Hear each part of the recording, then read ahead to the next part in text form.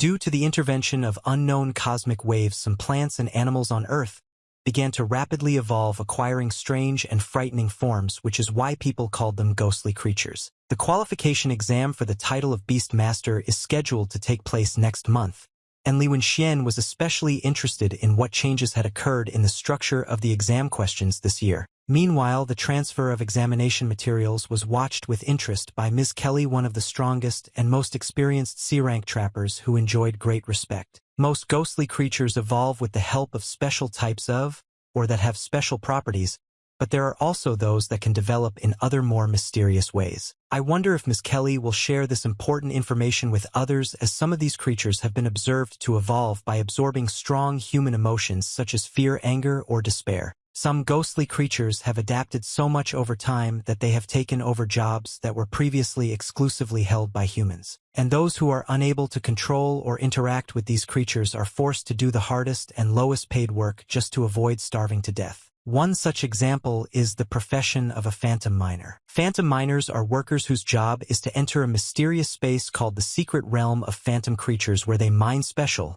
or that has various attributes, and the or itself is incredibly valuable, but despite this the miner's earnings remain extremely low. But it is impossible to change this state of affairs because ghostly creatures work harder than people, and in addition they look much more attractive, and in the meantime the main character went to the counter and asked for 2 meat buns. Someone standing nearby noticed that he had arrived quite early today. Uncle Wong, one of the workers, offered him to try the food he had recently purchased from a new restaurant, and the boy thanked him with sincere gratitude for his concern. However, others standing nearby began to mock and call the protagonist shameless because he moves only a couple of pieces of or with such effort, and in the end he still gets money for it. Sad, but such is his fate. Although he knew that they were talking badly about him, he still remained silent, but Uncle Wong, hearing this, became furious and began to be indignant. The protagonist calmly replied that he realized that his physical condition was far from ideal, but this time he would work as hard as he could and try to get at least a little more, or asking his uncle not to pay attention to these chatterboxes. He advised all those who do nothing but chatter to get down to business and quickly move forward into the secret kingdom. One of the guys asked if anyone needed a little more time to prepare, if not let them go ahead. After this, he began the process of opening the portal. A few moments later, the portal was fully open. The guy, without wasting a second, stepped into it first. He then turned and looked at the others, making it clear that they could follow him. Without further ado, everyone else followed suit and entered the portal. Li Wen knew that this time he had to bring more or than usual, otherwise he would not only let himself down but also Uncle Wong. Someone in the group asked how exactly they would divide up the responsibilities this time. Old Man Wong came up with a great idea: to form pairs so that everyone would feel responsible for their comrade and no one would be left without help. Li Wen heard that they were talking about him behind his back again, but this time the man standing next to him stopped him and told him not to pay attention. They would just dig or elsewhere without getting involved with these gossips. On the way, Li Wen apologized to the man, regretting that he was always causing trouble. The man reassured him, saying that he shouldn't blame himself. Everything was fine. The main thing was that they worked together and supported each other. After about an hour, Li Wen felt his body starting to get tired, but he knew he couldn't afford to rest. He had to hold on and not let Uncle Wong down. At that very moment, they both heard a loud and alarming cry coming from nearby. Li Wen immediately began asking what was going on and who was screaming. They immediately rushed to help their partners. One of the men, overcome with fear, screamed that someone had been attacked by a monster and that the person had died. And the guy who had led them into the mine earlier stood to the side and calmly watched what was happening. He turned slowly and looked straight at them as if he was waiting for something. Li Wen and Uncle Wong were shocked and frightened when they saw his expression. They started shouting that his beast had gone crazy. A huge rat had attacked one of the workers, and that he should call for help immediately. But the guy with a grin told them to calm down and said that it was he who gave the order to his beast, and now the wolf will taste their flesh. After these words, he directed the beast straight at them, leaving no chance to retreat. People started screaming in panic, calling for help and begging, because they realized that the trapper had completely lost his mind and the wolf was really going to tear them all apart. The main character couldn't believe what was happening.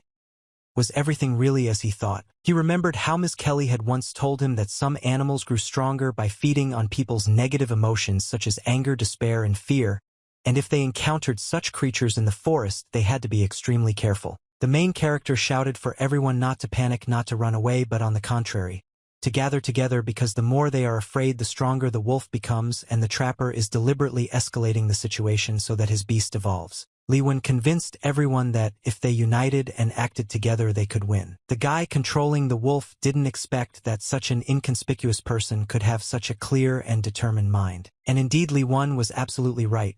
The wolf needed the energy of fear and chaos to evolve, and now the trapper gave them two options. Or they will follow this pathetic youth and try to fight his monster, risking death at the clutches of the nightmare wolf. Or they will start killing each other to saturate the wolf with enough dark energy for the final transformation. After this, everyone suddenly fell silent and looked at each other warily. Li Wen understood that he couldn't allow himself to mislead the others. He needed to calm the workers down quickly, otherwise it could end in a massacre. At this moment, Li Wen's attention was distracted by something strange. He noticed an unusual tattoo on the shoulder of one of the guys, which immediately seemed familiar to him. He realized that this was a sign of a criminal organization of ghost beasts, shadow hunters. Perhaps this guy was one of them. The guy said threateningly that he was giving them only 5 seconds to think. Li Wen tried once again to reach out to the others, begging them to calm down and not believe him but instead to trust him. It was at this moment that something completely inexplicable happened. Li Wen was furious because he had clearly told them not to take any action. Li Wen was next to this guy and was about to grab him. It was at that moment that the man looked into his eyes with fear, as if he had a premonition of something terrible. Li Wen couldn't understand why Uncle Wong hadn't intervened yet. Uncle Wong began to apologize, saying that he didn't want to die because he had helped him so many times before. Should he really die for him now? He has a family, a wife and children, and Li Wen has nothing. He said that he had no intention of fighting the wolf because a man could not defeat a beast, especially one that he considered part of his family. Li Wen called him a real bastard with pain in his voice. Wang Jian betrayed him. Li Wen realized that he would have to attack this man too, otherwise he would not survive. Then another movement distracted his attention. One of the workers, without thinking, hit him in exactly the same way as the others. The boy fell to the ground, knocked off his feet by the unexpected attack. Li Wen was furious that they all suddenly pounced on him like crazy. They stood staring at him, and he looked at them with despair and fury. The trapper said with delight that it was all simply magnificent. He let the nightmare wolf absorb all of their emotions and didn't expect that the energy of fear and hatred would be much stronger than if he had simply killed them one by one. After some time, everything more or less calmed down, but many were no longer alive. Van began to ask if anyone had managed to get out. Others approached him and asked what they should do now, where to go. Li Wen lay nearby, perhaps dead, perhaps simply unconscious. Wong looked straight at him, not looking away at that moment. After this, they calmly threw his body into the river without showing the slightest regret.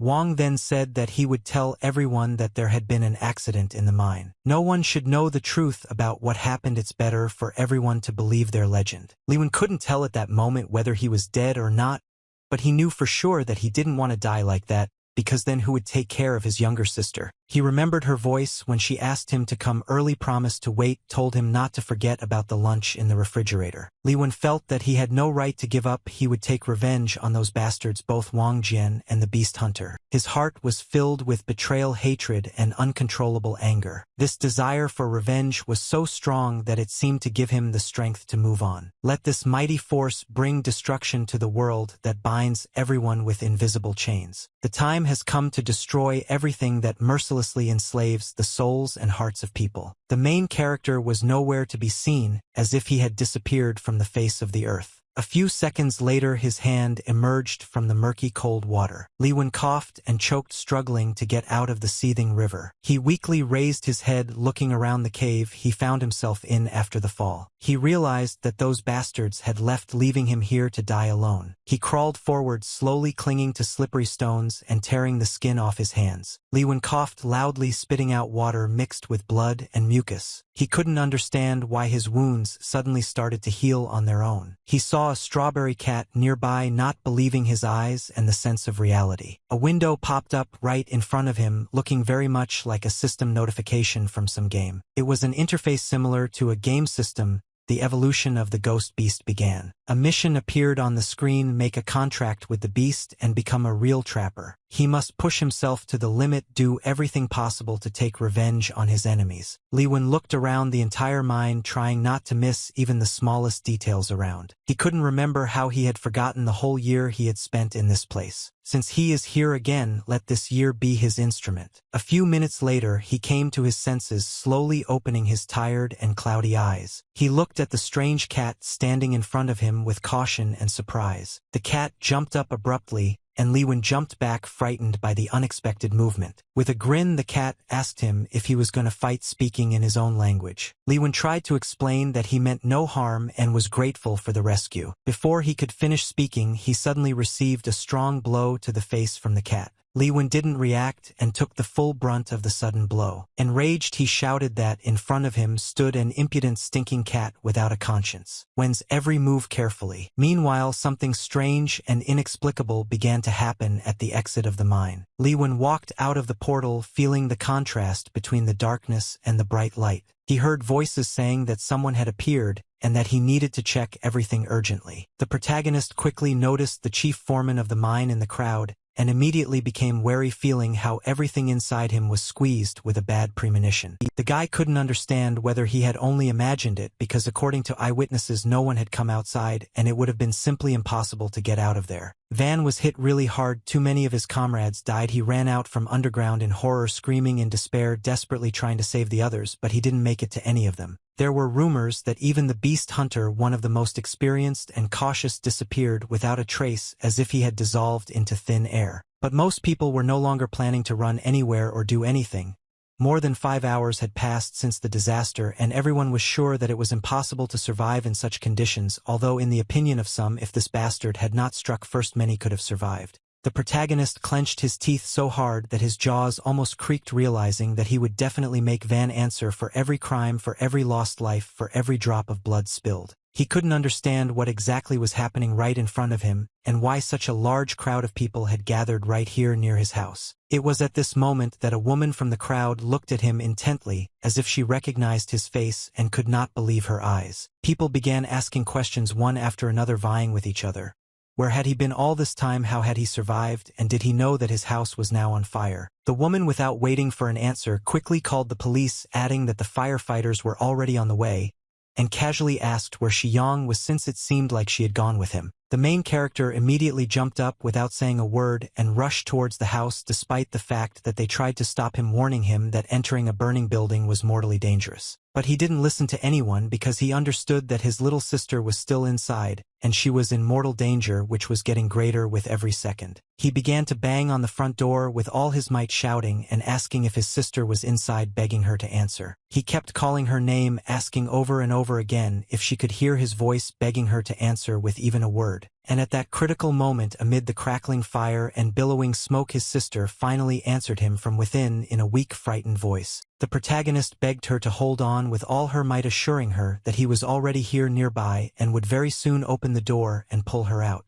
He feverishly pulled out the key and tried to open the door, but the lock was jammed and did not yield to either pressure or turning. When he grabbed the door handle, his palm was suddenly burned.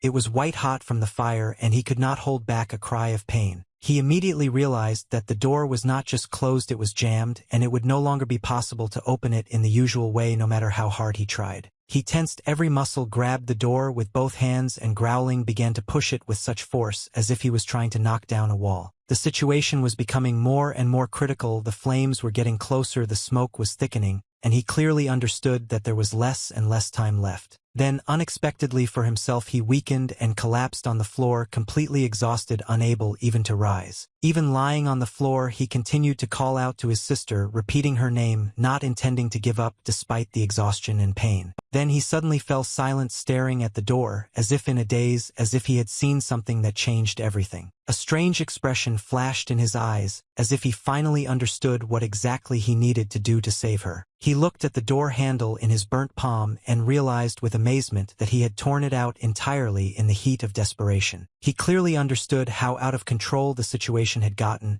and that he now needed to urgently find another solution while there was still a chance. In a fit of rage, Liwen began to shout and curse, unleashing a stream of obscene language on the ill-fated door, as if blaming it for what was happening. The sister inside screamed in panic, begging him to leave and save himself before it was too late while he could still survive. The main character began to call for help, beg everyone who was nearby to save his little sister.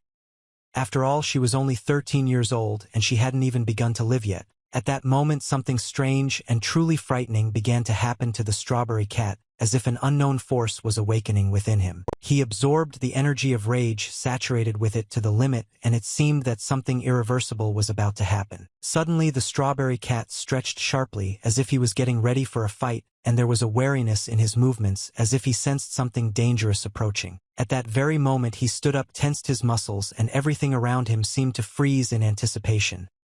The air became denser and the silence took on an ominous hue. After that, he confidently headed towards the door without looking back, as if he knew exactly what he needed to do, trying not to waste a second. After a few tense seconds, he finally opened the damn door, yanking it sharply with his paw with unexpected force. Inside, pressed against the wall, sat a frightened sister, and her eyes showed the strongest surprise mixed with relief and disbelief. The main character was also shocked to the depths of his soul when he saw her alive and unharmed, not believing his own eyes and feeling a wave of relief pass through his body. Strawberry Cat just smiled, silently watching what was happening with some pride and slight arrogance, as if he knew that everything would go exactly this way. Then the main character looked at his sister with concern, assessing her condition, noticing the abrasions and traces of soot on her face, and only after that did he decide to approach. Someone nearby was saying that yesterday one guy caught a fire fox and another an ice dog, and these cases caused quite a stir among the trappers. Some dreamed of trying their luck and finding the air-type ghost beasts, as such creatures were rumored to have incredible speed and could elude even the most experienced hunters. The protagonist clearly realized that he had to find a powerful creature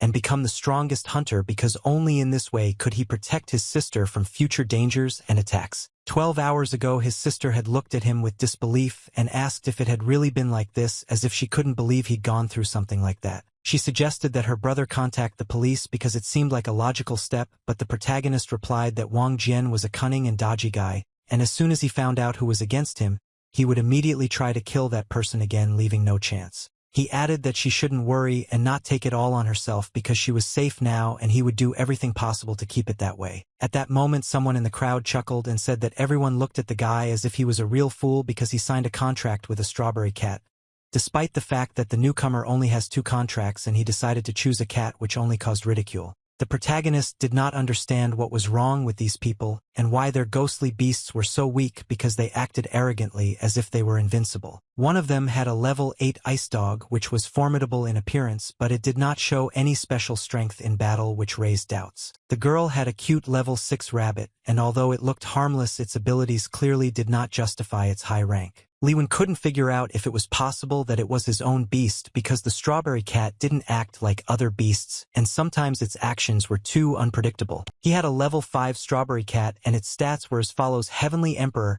increased movement speed by 15%, Battle Sage, increased damage dealt by 30%, Invulnerability, decreased damage taken by 30%, and Heritage, an additional increase in attack speed by 15% and damage by 15%. He doubted whether these were really the stats of his beast or if he was just imagining it, because the cat's behavior often went beyond the described abilities. At that moment, some guy ran out of the forest screaming, clearly in a panic, and said that there were second-level beasts living inside and he saw them with his own eyes. He was asked again if he was sure, because the second levels only live in the beginner zones, and if he really caught one of them he could become invincible among the junior trappers, gaining a huge advantage. At that moment, the blonde was asked what exactly happened, and he replied that the beast was incredibly fast.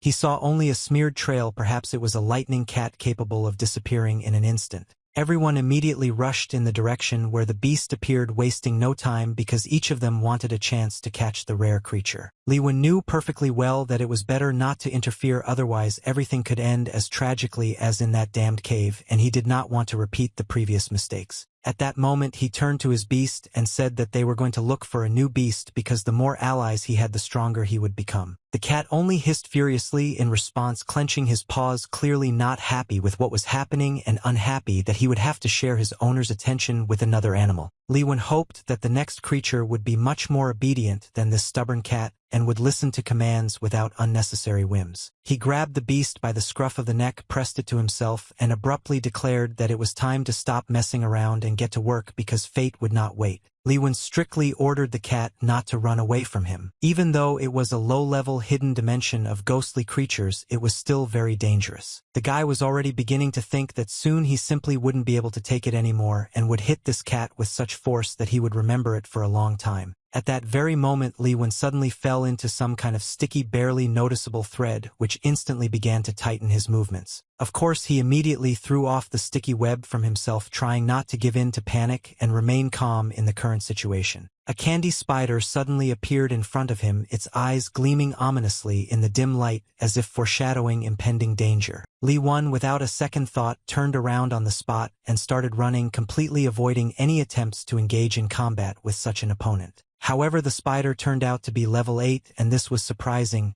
After all, such creatures, according to the rules, should not attack first without reason. Li Wen couldn't figure out what exactly had gone wrong and assumed that perhaps he had somehow provoked the spider's aggression. At that very moment, he turned around, trying to better understand what was happening and the true reason for the attack. His beast pointed his finger downwards as if expressing dissatisfaction and condemnation towards Li Wen's decisions. In response to this, Li Wen, filled with anger and irritation, called his beast a hairy bastard, not holding back his emotions. He then looked closely at his opponent, assessing his strength and looking for weak points for possible defense. It was at this moment that the spider rushed to attack again, leaving Li Wen no time to think or plan. Li Wen shouted loudly at his cat not to interfere in the fight because his creature level was only 5 and in front of them stood a dangerous spider of the 8th level. At that very moment, the spider shot a sticky web at the cat, accurately hitting the target without the slightest miss. Of course, the web easily wrapped around the cat, giving him no chance to free himself and resist. Now Li Wen finally understood why no self-respecting trapper wanted to sign a contract with this particular strawberry cat.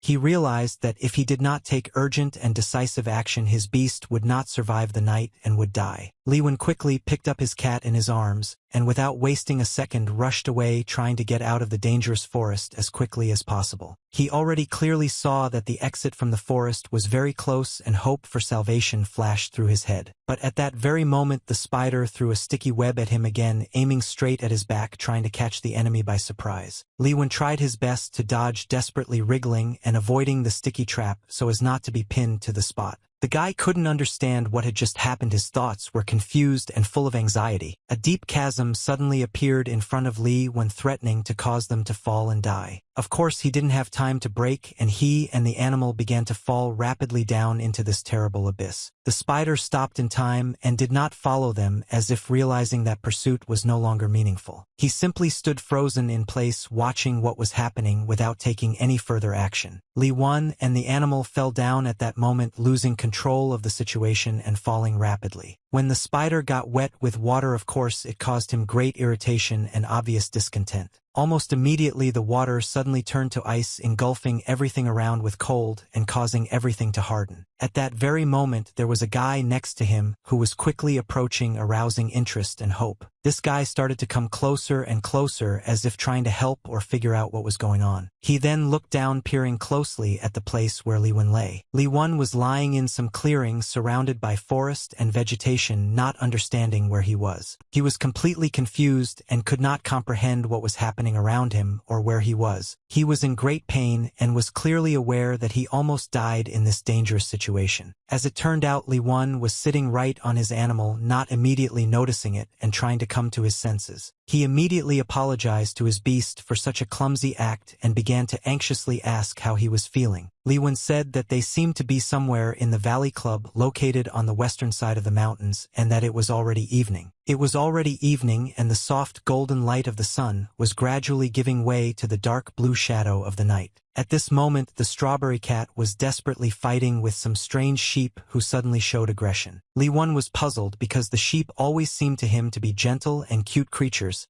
and he did not understand why they suddenly attacked them. The guy realized that he shouldn't beat such animals cruelly, but sometimes the desire to do so became irresistible, especially when he saw their aggressive behavior. Suddenly, Li Wen realized something and seemed to have an epiphany, realizing an important detail of what was happening. He noticed that one of the sheep was unconscious but still had a rage in its eyes, and immediately realized that they needed to get out of there as quickly as possible before another disaster happened. They had to leave this place before the situation worsened and led to irreparable consequences. Li Wen sternly told his beast to follow him because they needed to leave as quickly as possible without delaying even a minute. However, the cat suddenly turned around and went in the opposite direction, and the guy could not understand what was happening and why the animal was not obeying. Li Wen loudly asked if the cat could even hear him, since he had just warned that it was very dangerous here. At that very moment, an old house suddenly appeared in the forest, which seemed completely out of place in this wild place. Li Wen could not understand where this house could have come from and who could have built it in such a remote place. He carefully asked the cat if he had brought him here on purpose, suspecting a trick or some kind of trap. Suddenly, he felt an ominous aura coming from the house, as if dark and dangerous energy was emanating from the building itself. Li Wen couldn't figure out what the thick red smoke was that was billowing around the house, giving the whole scene an eerie atmosphere. Then, in an instant, everything around the house changed dramatically, as if space and time in this place were subject to an alien law. The main character did not understand where this strange sound came from, similar to rustling and groans coming from inside the house. The boy carefully asked the cat if he was offering them to go inside this mysterious house despite the alarming situation. The protagonist nodded in agreement, preparing for what awaited them inside. Then they slowly began to go inside, trying not to make unnecessary sounds and to be prepared for any surprises. As soon as they entered, the protagonist pinched his nose, feeling an unpleasant, disgusting smell that immediately alerted him. Li Wen immediately realized that something was clearly wrong here and danger could lurk at every step.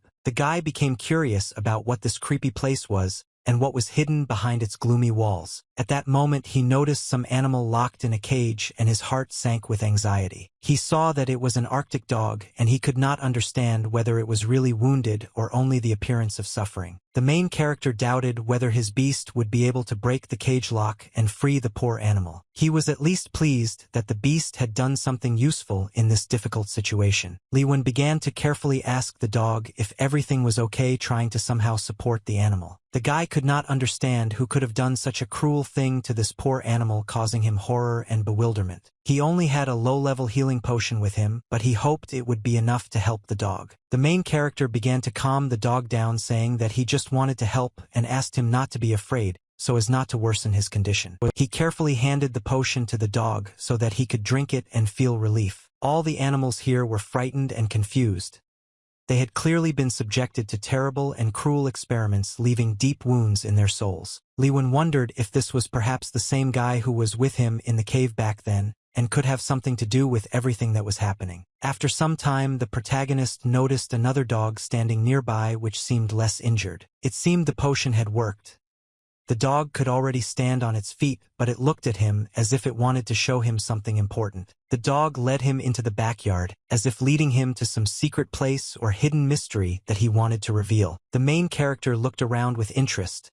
It was either the backyard of the house or perhaps a dark and damp basement with many mysteries. The smell here was even more terrible, creating the feeling that someone had been killed somewhere very recently. Then they slowly began to enter inside, cautiously and wary. The main character asked the dog to sit down, trying to understand what was unusual and why they were brought here. At that very moment, someone was secretly watching them from the shadows. Just at that moment, a certain creature began to appear, slowly taking shape. The main character decisively entered the fight to save the strawberry cat from danger. Then the main character returned back, carefully watching what was happening around. The creature continued to stare at him, not hiding its interest or threat. The boy began to understand that this creature could be a bloodhound, a hunting dog with unusual abilities. It was a ghostly creature of the second phase, a bloodthirsty dog, threatening and dangerous. His level was quite high. As much as 32, he was in a state of rage, seriously injured, bleeding and poisoned. The main character noticed a strange object hanging around the creature's neck. He noticed that the dog was chained and possibly imprisoned in that very place. The main character was surprised when the dog suddenly attacked him, not understanding whether he was attacking or wanted to somehow attract attention. However, it soon turned out that the dog was not attacking at all, but was simply trying to show or warn something. The main character was wondering how this could even be possible. At that moment, the dog barked loudly, as if insistently calling on the guy to pay attention to him. The main character asked the strawberry cat if he was calling him to come to him. The guy agreed and said that he would come, but only if the dog promised not to attack when approached. Then a strange but important conversation began between them, trying to understand each other. The main character began to approach forward carefully and slowly without losing his vigilance. Then he noticed a book nearby and wondered what it could be. The guy became curious if there were any records of the experiments that were conducted here. The book said that on the first day they finally managed to catch new test subjects, 2 ice dogs, presumably a mother and her cub, and how lucky the researcher was. Day 9 of the experiment, the subject had turned into the largest extreme ice dog that ate other ghost beasts, and the researcher was looking forward to its further transformation. Day 15 of the experiment, this subject is difficult to control, its will is very strong, but after the researcher beat the puppy in front of her,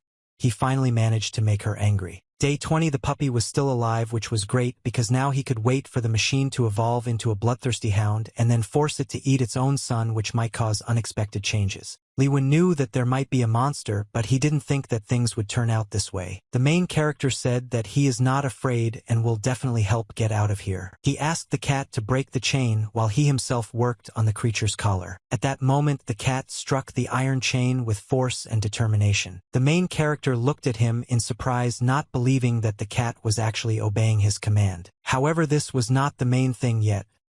First, they needed to get the bloodthirsty dog out of captivity. The protagonist did everything he could to free her without retreating a single step. If it weren't for his experience in the mines, the process would have taken him much more time and effort. The dog immediately began to thank him, trying to explain that she understood the situation and asked him not to worry because she was just going to rest a little. The protagonist realized that he had to free the last piece of chain that was attached to her leg. Just at that moment, the dog suddenly pounced on him. The guy froze, trying to figure out what she was going to do. Then he heard someone's voices approaching them from afar. The main character told the cat to hide so that he would remain safe. He also ordered the dog to wrap the body in a chain to prevent anyone from suspecting their intentions. Just at that moment, the main character watched as a man fell down the stairs nearby. This man asked not to kill him and swore that he would not tell anyone about what was happening. The protagonist realized that in front of him was the tamer of the ghostly beasts, whom they met at the entrance to the secret forest, and was surprised how he ended up here at all. At that tense moment, the man was trembling with the deepest fear of man. It turned out to be the same blonde man who claimed to show more mercy to people than to animals. The protagonist immediately recognized the guy who talked about the ghostly beasts of the second phase and his mysterious laboratory in the forest. The man wondered why the usually obedient ice dog was acting so aggressively today and asked if it was related to the boy's actions. It was known that in this forest he had sprayed a large amount of blood rose pollen, which caused the ghostly beasts to go into fits of rage and make them attack each other. The protagonist finally understood what that strange red smoke coming from outside meant. The guy continued to apologize and swore that he would remain silent,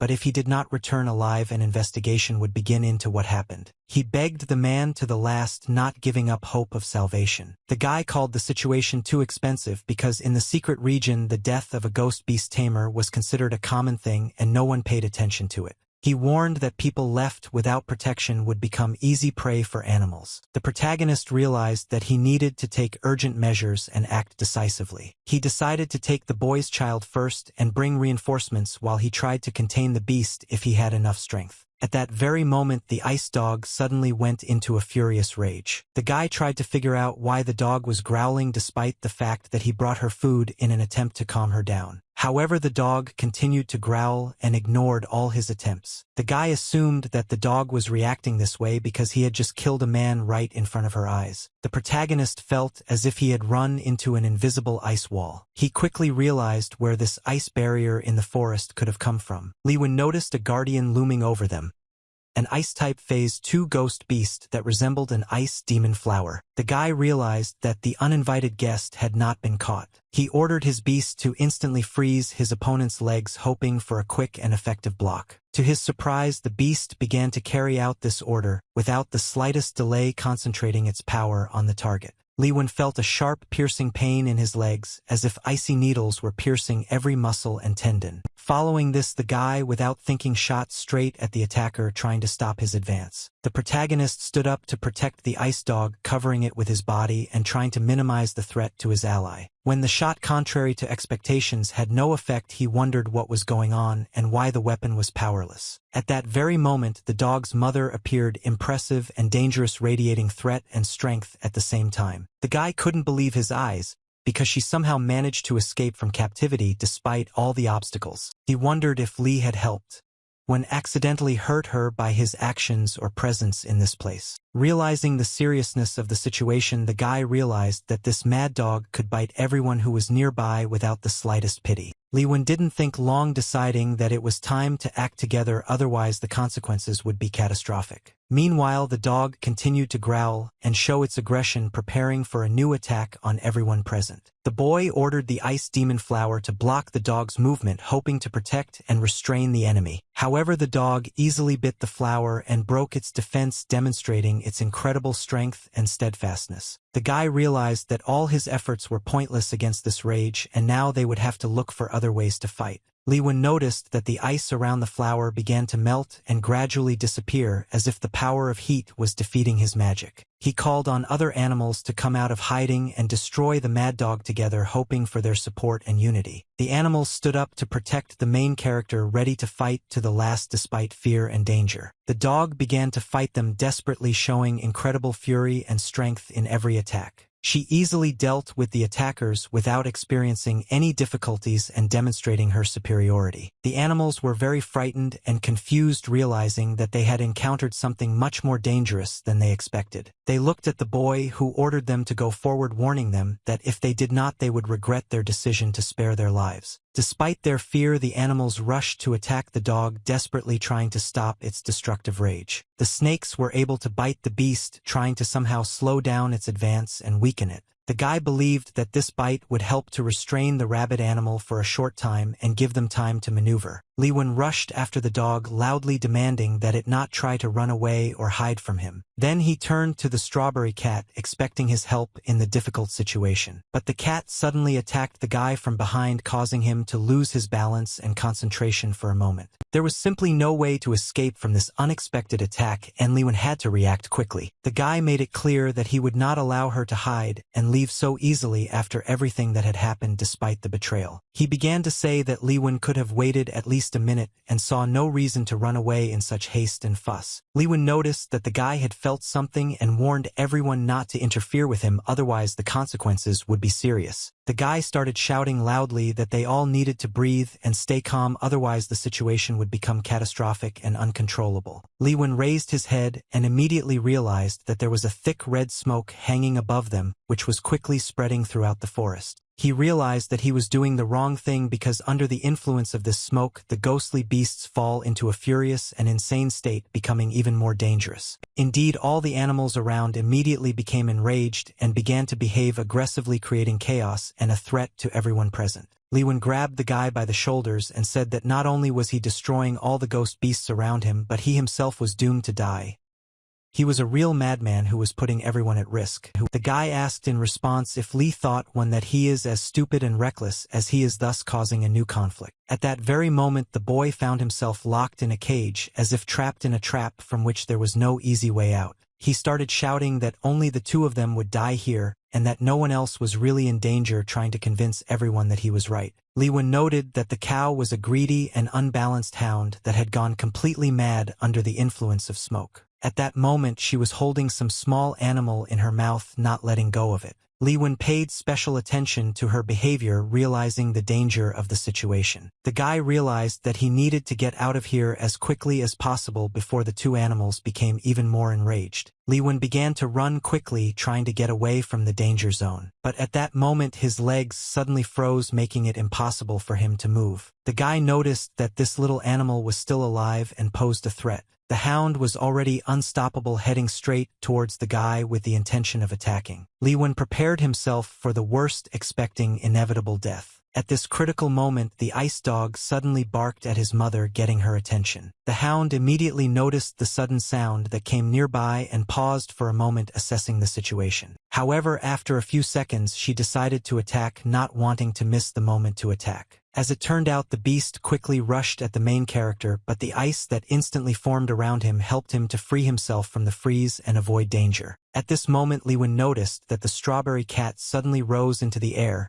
and he immediately realized that what was in front of him was an unloaded warrior spirit ready to act. This spirit was already fully prepared, focused, and ready to strike a powerful blow, about to begin the attack. At that very moment, the spirit used a special technique, and a huge, blindingly bright beam of light appeared in the air, which immediately attracted the attention of everyone present. The beam of light was incredibly powerful and activated a nearby transformer, starting a chain reaction of energy. This was followed by a powerful explosion that shook everything around, causing the ground to tremble underfoot. The blast was so powerful that it blew through the roof of the house where the events took place, leaving a gaping hole and pieces of debris. As a result, a huge hole appeared in the backyard, which was visible even from the outside and left no doubt about the scale of the destruction. The guy tried to understand with surprise and bewilderment how such a catastrophe happened and what caused it. Liwen approached him confidently and calmly said that now it was his turn to take part in the battle and prove his strength. The guy began to apologize, admitting his mistake and begging for mercy, promising that he would never make such mistakes again. He assured that he would give Liwen all his ghostly beasts if he showed mercy and set him free. At the same time, the guy doubted whether the hunters and ghostly animals he killed could really act the way he hoped and assumed. The guy tried to continue speaking, but Liwen abruptly interrupted him, not allowing him to develop his thought and get distracted from the main point. He stated that even if the guy killed him,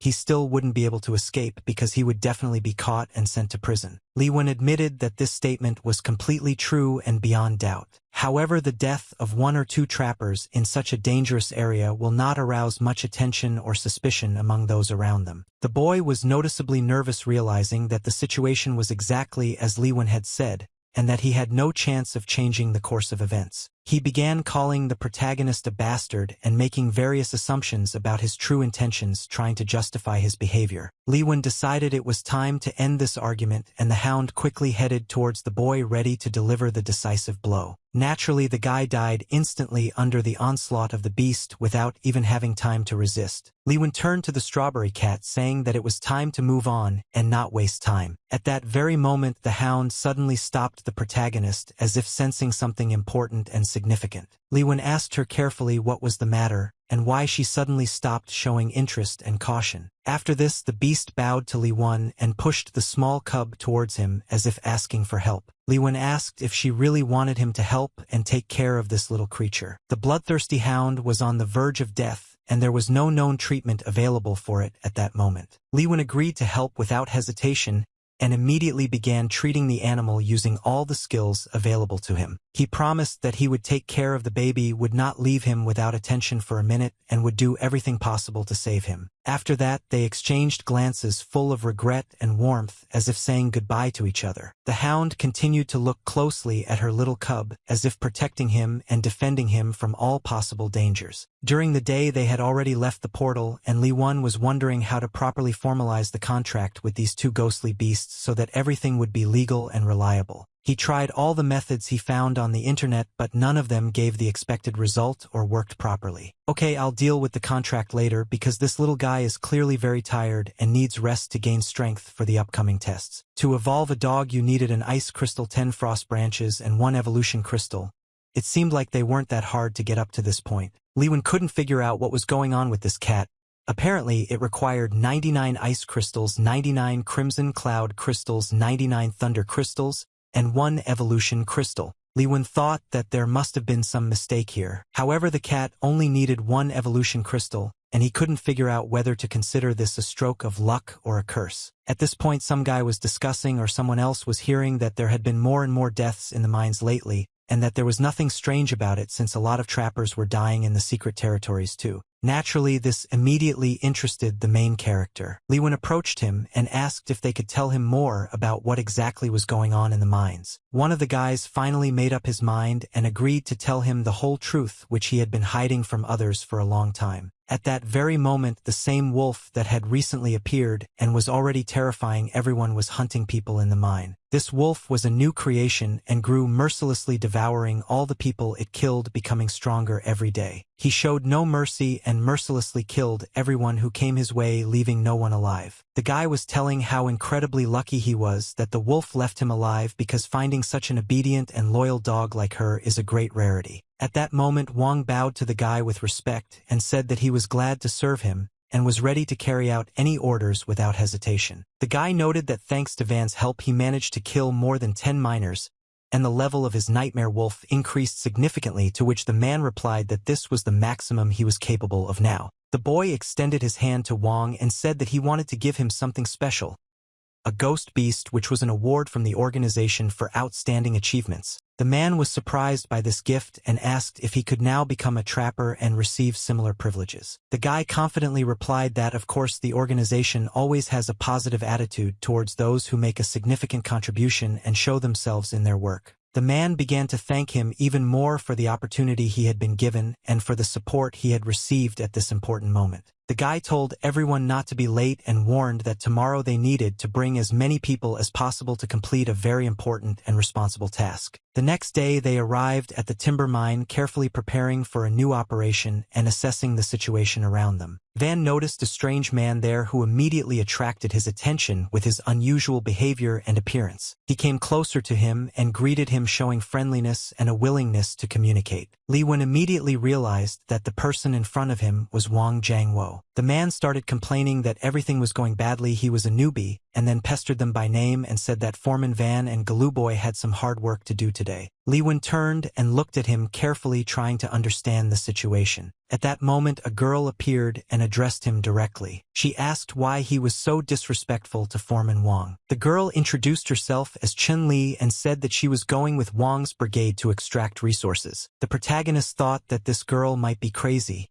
Why take a child with you to such a dangerous place? The guy began to explain that miners were prohibited from going down into the mine, but the girl fiercely objected that she was already an adult and could decide for herself. The man said that everyone was ready and they began to descend into the mine. Li Wen couldn't figure out if this was really the mine where people were dying. He felt a responsibility to find out the truth about the mysterious murders, and was sure that if he could do it, he would be proud of himself and would no longer be looked down upon by these guys. He noticed the girl's tense face and wondered if this was her first time going down into the mine. The man then reported that the brothers had gone ahead to check the route. After that, everyone began to enter the mine, plunging into darkness and the unknown. Once again, Li Wen found himself in this familiar place, feeling the familiar atmosphere. He hoped that his alarming suspicions about this man would not be confirmed and that the situation would not be so serious. Wong began to explain to the others that he had a crimson cloud stone in his hand that needed to be collected today, so everyone should split into groups, each of which should include at least 2 people. If something unexpected happens during mining, call for help immediately, after which you can begin work. At this point, everyone began to actively look for partners to unite into teams for effective work. The girl at this time simply walked slowly between them as if choosing with whom to unite. Li Wen noticed her and paid close attention to her, becoming interested in her behavior. He told her that if she couldn't find a mate and didn't want to unite with him, then so be it. In response, the girl angrily asked who told him that, adding that she was very strong and in her opinion no one wanted to be in the same group with him. Li Wen calmly replied that since she was against it, he would just go and ask someone else. At that moment she stopped him and said that she felt sorry for him, so she was ready to help and hoped that he would not interfere. Wen's interest, and he listened carefully. He asked Chun Li if this was her first time here, to which she replied that yes, but he shouldn't worry, she was quite confident in her abilities. However, Li Wen meant something completely different. He simply wanted to warn her to stay away from Wong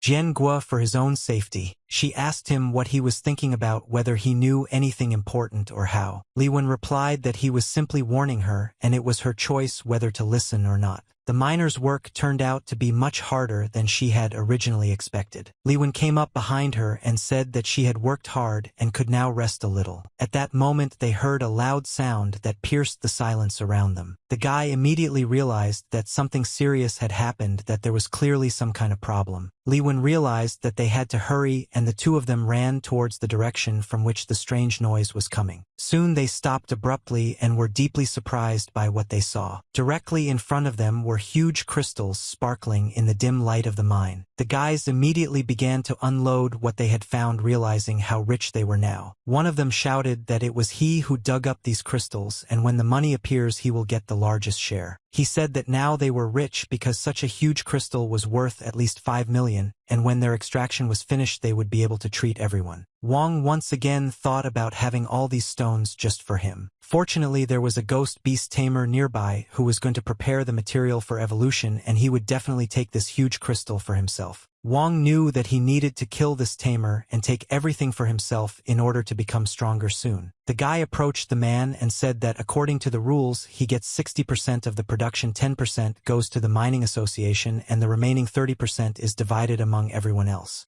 The man remained silent and only looked at him sternly. But then, with a slight smile on his face, he said that the guy was completely right. And it was at that moment that the man killed him in 1 second. The guy of course expected this, but still couldn't do anything. After the impact, he simply collapsed to the ground. Everyone present was shocked and did not understand why the man killed the guy. The man declared that the crystal now belonged only to him and asked if anyone had any objections. Liwen decided that since the man had already lost his humanity, he was not to blame for what happened. Then he shouted loudly at him, trying to get his attention. The man asked in bewilderment what kind of police had appeared here and whether he had really been exposed. At that moment the girl pulled out a gun and ordered them to immediately drop the weapon, which surprised everyone.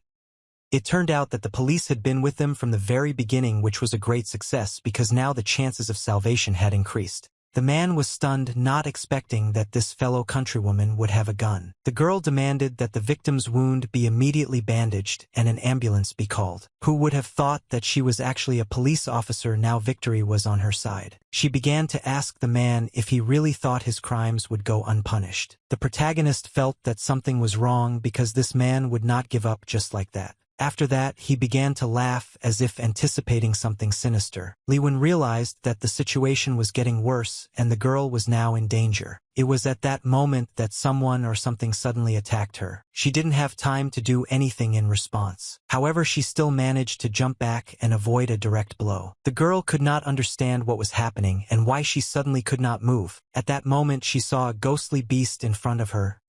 A poisonous centipede, the next stage of evolution, the king of poisonous centipedes, level 3. The man laughed and said that she had underestimated him, and of course he was prepared for such a turn of events. He asked if she liked playing secrets, but with a lag because today she would disappear. The girl started screaming for the others to leave quickly. The man started shouting for everyone to stop immediately. He threatened to kill anyone who moved from the spot. He promised that if he killed this policewoman, the rest would be able to leave here alive and tell what happened. The girl responded by telling no one to believe him because there were only 3 bullets left in the gun, and he would not be able to kill everyone, so someone would definitely manage to escape and call for reinforcements, and he would certainly be punished. The man told them not to be naive. One of them will change and get a bullet. Now they are in the same position. You need to kill someone to save your life. That's human nature. It was at the most inopportune and unexpected moment that he suddenly received a powerful blow to the face, which immediately knocked him off balance and knocked him to the ground. It turned out to be Liwen himself, a man who appeared unexpectedly and acted with surprising determination and speed, causing everyone to watch what was happening with great tension. The blow was so strong and precise that the man flew very far, hitting the ground with a crash and almost losing consciousness from surprise. The protagonist slowly and deliberately began to remove his hood, while calmly addressing Wong Jang and saying that they had not seen each other for a long time, and a lot had changed in their lives during this time. He finally removed the hood, completely revealing his face, and looked closely at the man, asking an important question. Did he recognize him after all those events and trials? The man asked with obvious surprise and slight disbelief if this guy really was alive and had managed to survive despite all the mortal dangers. The main character calmly and even with a little smile asked if he had guessed beforehand that he had not died and still remained alive after everything he had experienced. That very night, the man planned to burn his sister, but never received any news about this incident, which caused him serious doubts and made him think. That's why he thought the guy was probably alive after all his life had been so hard and painful. He had been hit 3 times, found a car where he had been beaten long and cruelly with shovels, but despite everything he had managed to survive and stay alive. No one could understand how they should act now and what to do because the police were powerless even to protect themselves, and the guy thought for a moment that they were already saved, rejoicing at this thought much earlier than it was time. The man asked Rose if she had said that, in order to survive in this difficult situation, she needed to kill these two enemies and get rid of them at any cost. He thus forces them to become his accomplices and submit to his will, becoming participants in his dangerous plans and actions. The man said that they were all in the same boat and he would have no reason to kill them if they cooperated, and asked why they were still hesitating and not doing it. Everyone immediately realized that they seemed to have no choice but to submit to the circumstances and take part in what was happening. The guy was immediately surrounded by people ready to carry out the man's orders and take complete control of the situation, not giving him any room to maneuver. The main character tried to calm everyone present, telling them not to worry, and reminding them that everyone has the right to make any decision, no matter how difficult and painful it may be. After all, the law of the jungle always works, and no one can completely avoid the consequences of their actions, especially in such dangerous and unstable conditions. Then the guy noticed something unusual and something that caught his eye, which immediately made him surprised and wary. The man could not understand whether everyone had gone crazy or something serious was happening, because their behavior seemed strange and completely illogical in this situation. He said that they couldn't want death and let him not talk nonsense, because they were not such cowards as to kill a child for the sake of saving him, but let the kid quickly bring in this girl, and the adults themselves would sort out the rest. The main character was very surprised when he saw this whole scene and the behavior of those present, which was very different from what he expected to see in such a tense situation. The man began to say that since they were no longer seeking death and were not suicidal, he was not responsible for what would happen next and what it might lead to. Let them die on their own, the disobedient and stubborn fools who cannot be controlled and who by their actions only make the situation worse. The man fired and the bullet flew between them, threatening but not harming anyone present, only increasing the tension. At that very moment, it turned out that someone or something unexpectedly shot right at him, completely changing the course of events and putting everyone in a state of shock. None of those present could understand what exactly had happened and who exactly had fired. It came as a complete surprise to everyone without exception. The man looked into the distance in fear, unable to hide his fear and confusion in the face of the unknown threat.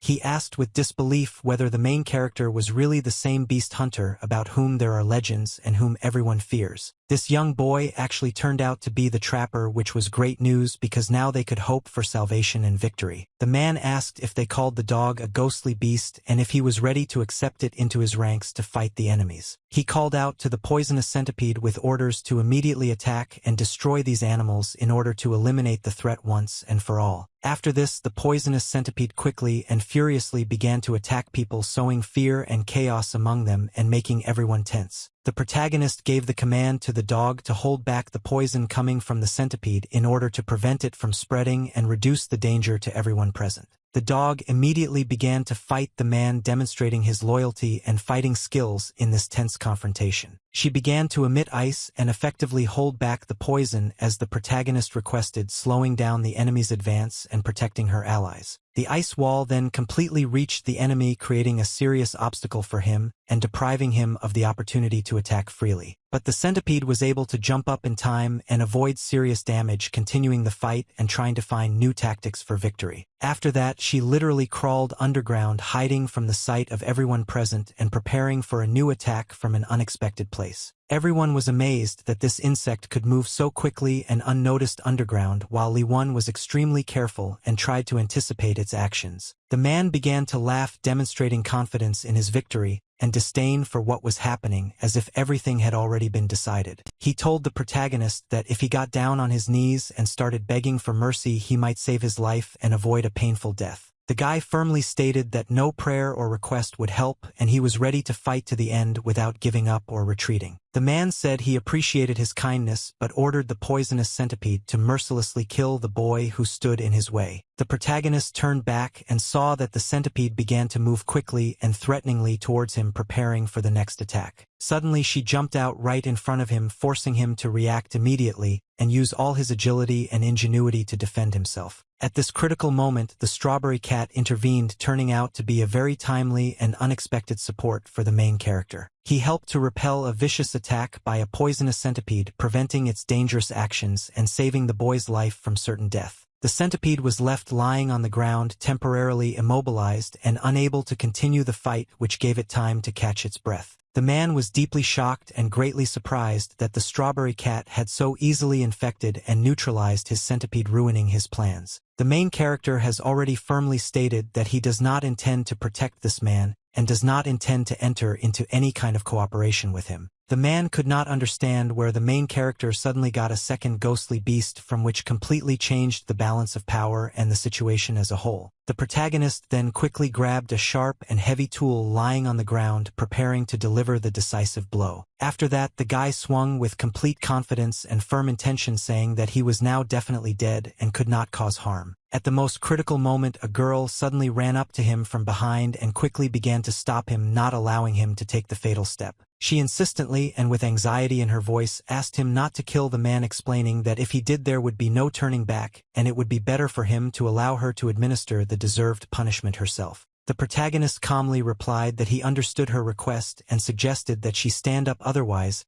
he would have nothing to breathe with her position leaning on him. The strawberry cat looked at both of them strangely and attentively, given the unusual position of the girl, who was barely holding on, leaning on the guy. The guy started screaming loudly with joy and relief that they were finally saved and were now truly safe, although he felt a little sorry for the stones that were lost. The girl actually took control of the man and arrested him as she had promised earlier, showing firmness and determination. She stated that she was going to take him to the bureau for further investigation and prosecution of his crimes. She then asked the guy where he intended to go next and said that he needed to come with her to tell her in detail everything that had happened. She allowed the rest to leave, giving them the opportunity to leave without threats or fears. At that very moment, a strong and sudden earthquake began, causing everyone around to instantly become alert. The protagonist noticed that the wall was seriously damaged and an accident could happen at any second, so he warned that everyone urgently needed to run, saving lives. The mine began to collapse rapidly, and everyone without exception immediately rushed to flee in panic and haste, escaping from the impending danger. Rocks fell almost on the heads of the workers, creating a mortal threat to anyone who remained in place. The girl felt that something was wrong with her body. She could hardly move despite all her efforts, and did not understand what was happening to her at all. At that very moment, a huge rock flew at her from above with incredible speed, threatening fatal injury. Fortunately, the main character noticed this in time and managed to put his hand out in time, saving the girl from imminent death. He ordered his animals to first help the girl get out of the dangerous place, and he himself promised to catch up with them later. The protagonist told the girl not to waste time and hurry. He would bring Wong Jang to her for support. At that moment, huge stones began to fall behind him, threatening to end his life at any second. And right at that very second, the passage was completely blocked, blocking the way to the exit. The girl started screaming loudly at the guy, anxiously asking if he was okay, and he replied that yes, he should leave quickly, he would definitely find a way to get out. At that moment, the man simply laughed, as if enjoying their despair and hopelessness. He said that the guy tried his best to kill him but ended up in the same trap with him, and now they were both doomed to die. Liwen warned that he would repeat it again, and the guy should not expect any mercy or leniency. He said he would kill him right away because there were too many extra eyes left around now and no one would be able to intervene. The man asked fearfully what they were talking about and why the situation had become so dangerous. The protagonist stayed behind to finish him off, holding a pistol in his hands, preparing for the decisive shot. He said that the accident in the mines was his doing, that's true, and that he was going to put a stop to it. The guy asked why the man needed all this at all and what goal he was pursuing. The man admitted that he was being forced to participate in the murders, and if he did not help he would tell everyone that he was the real killer. The protagonist asked if the man was talking about the very same beast hunter who was behind all this. The man confirmed this and begged not to kill him, promising to help in every way to catch the beast hunter and reveal the truth. Liwen coldly replied that a place in hell had long been prepared for him, and he would not escape the punishment he deserved. The protagonist instantly shot at the huge rock that was hanging right above them, trying to destroy the threat. The man watched the stone closely, assessing its movement and trying to figure out how to avoid the imminent danger. He suddenly noticed that the stone was flying straight at him at incredible speed, and he realized the seriousness of the situation. Within seconds, the stone crushed the man with great force, leaving him no chance of escape. The protagonist said with cold determination that now it was his turn to pray for salvation, since everything had turned out differently. Finally, he contemptuously called the man a worthless person, emphasizing his weakness and powerlessness. At that very moment, something strange and inexplicable began to emanate from the man, causing everyone present to tense up. It was a mysterious energy that seeped through the cracks in the stones, gradually filling the space around them. Outside, the cave people were desperately trying to help the protagonist get out, clearing away rubble and shouting to each other. The girl encouraged everyone to work faster and harder because the protagonist and Wong were still inside the cave. The main character's animals, showing incredible strength and endurance, also tirelessly helped, not sparing themselves. At that moment, the strawberry cat noticed a strange energy coming from the depths of the cave and tensed up in alarm. This energy suddenly directed itself straight at him, causing a surprising and painful reaction in the cat. He began to experience unbearable pain, as if something inside him was breaking and piercing him from the inside. Everyone immediately noticed that the boy's ghostly beast had lost consciousness, most likely due to lack of air and severe stress. They quickly carried him to a safe place nearby and advised him to rest to regain his strength. Everyone assured the animal not to worry and promised that they would definitely save his owner no matter what. At the same time, night fell in the hospital and the atmosphere became tense and viscous. The main character suddenly woke up from a deep sleep, feeling a sharp change in the environment and air around him. The guy was surprised to find himself in a hospital room surrounded by unfamiliar walls and devices. Right next to him, he saw two of his ghostly beasts who were carefully observing his condition. He felt relieved that these two were nearby because without them, he would have already been buried along with the mine and Wong. At that moment, someone carefully asked him if he had finally woken up after the serious injury. A woman approached him, and the main character asked if she was a doctor or someone else. She asked him to introduce himself and explained that she held the position of vice chairman of the Association of Animal Trappers. The protagonist was very surprised and asked if she was Liana, the vice chairwoman of the Baishar Hunters Association from Tianyun City, to which the woman confirmed. He asked if she had any personal business with him, or if this was just a visit for an official purpose. The woman replied that everything was correct and her visit was directly related to his ghostly beasts and their status. They discovered that he did not have a trapper's license and was not registered with the association, so according to the rules, the ghost animals should be handed over to them. The main character realized that without his animals he would not be able to function normally and get out of the current situation because he needs these creatures. Despite this, she had a proposal that could change everything. The association will give him the opportunity to take the trapper qualification exam, and if he passes he will be able to keep the ghost beasts. The protagonist wondered what would happen if he failed. She replied that, in that case, he would have to keep trying until he passed the exam, leaving no other options. Li Wen asked the deputy why he was given such an exceptional opportunity. The woman explained that she had heard about how during the collapse his ghostly beasts had worked hard to dig out the collapsed tunnel, saving his life. The main character clarified that it was precisely because of this that they decided to give them a chance, understanding its importance and potential. He suggested that these animals were not quite ordinary creatures possessing special abilities. All wild animals are to some extent hostile to humans, and this is a general pattern in their nature. Only after the conclusion of an official contract between a person and a ghostly beast are the conditions for mutually beneficial cooperation created. In other words, without such an agreement, the beast has no reason to help people. The woman was very interested in how it was possible that the ghostly beasts saved him without a contract, which seemed almost impossible. The protagonist asked if she had any legal grounds or reasons for refusing, since he was smart enough and could become a full-fledged trapper. He himself noted with irony that he could rather be called a kind of rat than a real trapper, which softened the situation a little. The girl replied that this was just his own opinion and there was still much to prove. The protagonist agreed with this and asked when the exam would be scheduled. She said that she would wait until he fully recovered and then he should contact her. Li Wen asked if the people who remained in the mine and survived the collapse were okay. The woman warned him that he would soon find out about everything, saying this very loudly and noisily to attract attention. At this point, someone started shouting loudly and asking if he was okay, causing a commotion in the room. The lady officer asked him not to shout like that in the hospital ward, but despite this she continued to worry and ask how the guy was feeling. The protagonist listened carefully and finally realized that this was the kind of loud and unbearable noise that they had been talking about earlier in conversations. The deputy chairperson said goodbye to him, quietly expressing a slight sadness and concern in her words. She grabbed him by the hair and sternly said that she was talking to him, but he seemed not to pay any attention to it, and also asked if he had accidentally hurt his head. The protagonist quickly realized that it would be better to pretend that he was losing consciousness again and fainting in order to avoid further trouble. At the same time, in a completely different building, completely different events were unfolding which could have turned out to be no less important. The girl entered the chairman's office holding important documents in her hands and confidently approached him. She handed him carefully prepared lists of people who would be taking the trapper qualification exam this year, asking him to study them carefully. The man looked at her carefully and asked if the boy she had mentioned earlier was really among these candidates. The girl nodded and confirmed that yes, it was he who was told the exact time of the exam yesterday. The man noticed that they were talking for the first time in such a setting. There was no one around and asked her not to be too serious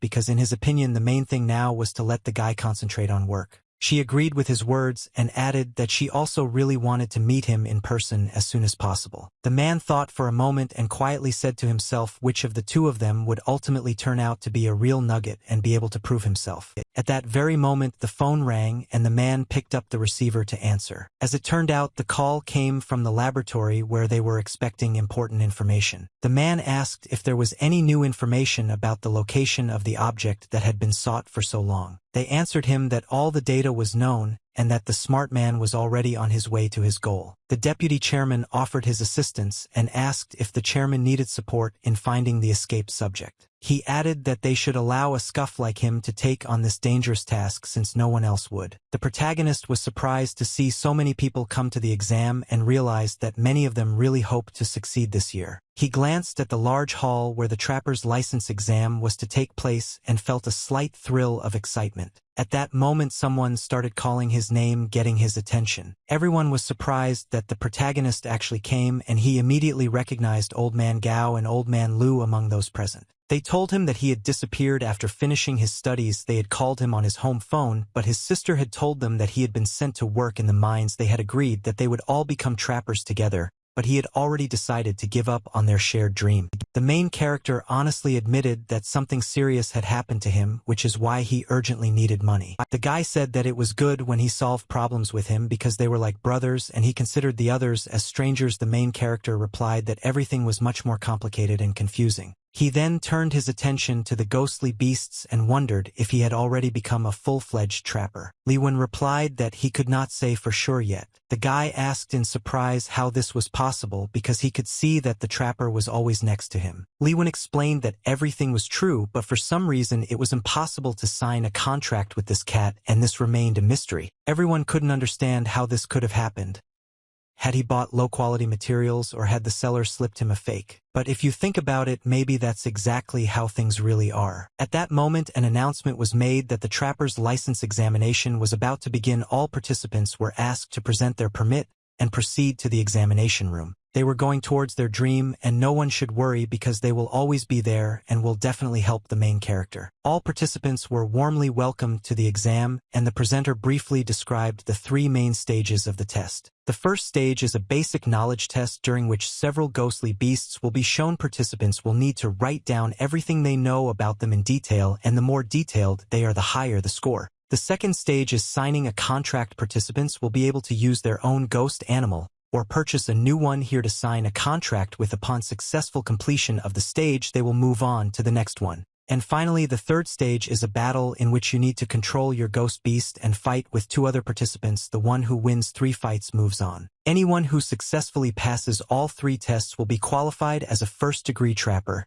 and will also be able to take advantage of some significant privileges and opportunities. And so the exam officially began. The tension in the room increased noticeably. All participants were asked to write down everything they knew about the 3 animals presented without missing the slightest detail. Everyone immediately became nervous, realizing how difficult the questions were last year. There was no such tension and everything went much easier. Of course, the main character knew all the characteristics and detailed information about the animals and felt as if he was writing an exam with a book at hand. He became curious about how Gao and Lu were coping with the task, since it seemed like they shouldn't have any problems. When he looked at them, he realized that they had already given up and left the room. Liwen told the other 2 to carefully write down everything he said without missing a single detail. They immediately said that he was a good guy and that his brothers were no better. 2 hours later, the results of the first test were announced. The ready participants whose names she would call would move on to the next stage. The rest should continue to prepare diligently to pass next year. The girl started calling Zhang Sangua, Li Sibao, Wang Wu Hu Lu Hao Gao Chung. Of course, the guys immediately started to rejoice and tell their friend that he is incredible today.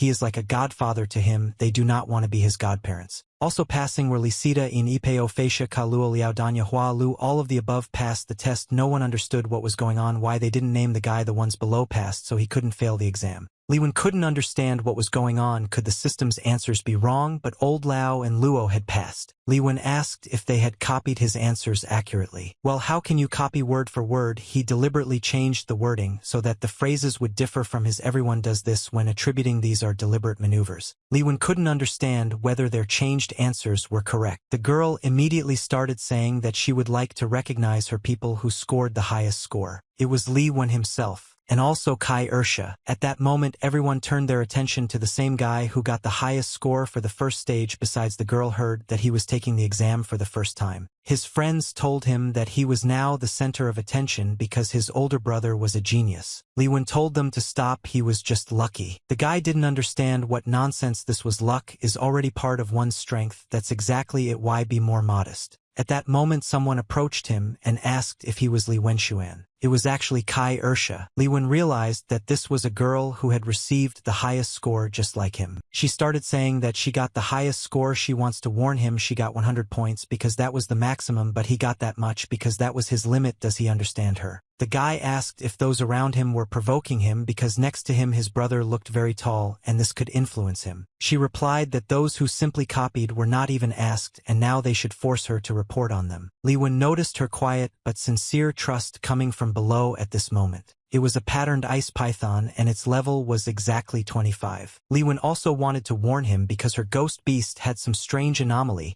so he advised her to double-check everything before signing the contract. The girl asked if he was thinking exactly this when he attacked her, although he knew perfectly well the state of his ghostly beasts, which were only good at cunning and dexterous techniques. Let him pray that they will meet her in a duel at one of the stages where she will be cruelly disgraced in front of everyone. After some time, the girl went somewhere and sighed heavily as if something was really bothering her. She started hitting herself in the face and telling herself to pull herself together because she couldn't lose to anyone. She just had to be number one. She turned to Zhengfoer and said that they would try their best today. But there was clearly something wrong with her animal and it was worrying. Candidate Zhang Sano and the mouse successfully signed the contract without any problems. Of course, the guy rejoiced at this event with all his heart. It seems like the second part of the exam was just a gift, and what kind of fool would come to the exam with a ghostly beast that doesn't obey its owner? Li Wen mentally addressed his cat asking if he could hear him, and if he would not let him down at the most crucial moment. At that moment, the strawberry cat looked at him with slight attention and understanding. The girl announced that the next participant would be Li Wen. His friends began to support him and loudly say that it was finally time for his big brother to come out.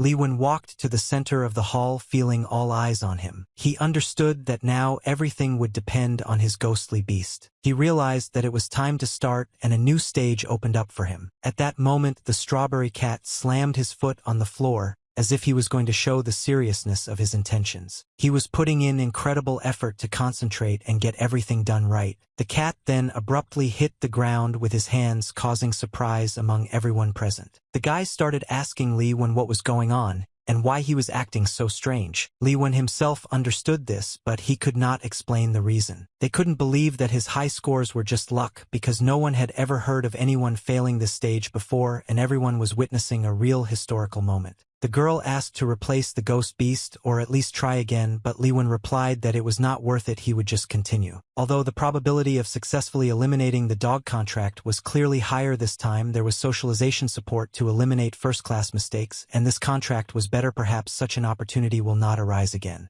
The main character understood that no matter what he had to sign a contract with this beast. He was told to continue if the signing failed to try again. The signing of the contract was again unsuccessful. Everyone around was dying laughing. The girl didn't expect that there were people with whom the ghostly beast simply didn't want to sign a contract, but the show was simply amazing. The protagonist, after some time, was breathing heavily, kneeling from fatigue and disappointment. At that moment, the girl declared that, as she had said, she had only gotten the highest score by luck and let him get out of the way because she would show real talent. She politely asked the teacher to allow her to proceed to the next stage of the exam. The teacher calmly agreed and gave her the go-ahead to begin the process of signing the contract. After some time, the girl was fully prepared and ready to begin her performance. She began to perform the necessary actions with concentration, carefully preparing to sign the contract. Her ghostly animal began the process of concluding the contract in sync with her. But at that very moment, something completely unusual and unpredictable happened to the snake. The girl could not understand what exactly was happening and why her beast's behavior had changed so abruptly. The snake seemed to have gone crazy, and none of those present could explain the reason for such strange behavior. Suddenly, the beast unexpectedly tried to attack the teacher, which shocked everyone. Fortunately, the main character reacted instantly and managed to protect the teacher from the attack. He quickly jumped to the side with her, taking her to a safe place not far from the incident. He thought that the girl was acting too frivolously since she should have checked everything in advance. It was a real disaster. It seemed that the ghostly beast had completely lost control and someone urgently needed to come to the rescue. The girl was completely perplexed and could not understand what her snake was doing at that moment. The main character approached her and warned her not to approach the dangerous place because her beast was now in critical condition. She confidently told him not to worry about her because her ice cube would never harm a person. The girl began to speak herself, asking him to look at her carefully and try to understand what was happening. However, the beast completely ignored her and looked at her with a strange, cold, and unfeeling gaze. She begged the beast to calm down and come closer, as if she were addressing him with a plea and hope. It was very reassuring because she knew for sure that he heard her voice and felt her emotions. But at that very moment, the snake suddenly attacked the girl with unprecedented fury. The girl did not expect such a turn of events at all and jumped back, hitting the wooden fences. Then the snake rushed straight at her, preparing to deliver the fatal blow. She was clearly going to bite the girl, creating a real threat to her life. The girl was confused and did not know whether she would be able to survive in this dangerous situation or die right there. At that moment, warm memories of her true nature and inner strength began to come to her. She recalled how her parents always told her that she should follow her older brother's example. She didn't want to change and categorically disagreed with this advice, preferring to go her own way. Her mother often told her to look at her brother and see how talented and hardworking he was, and that she should become better. Every day she heard the same thing, brother, brother, brother,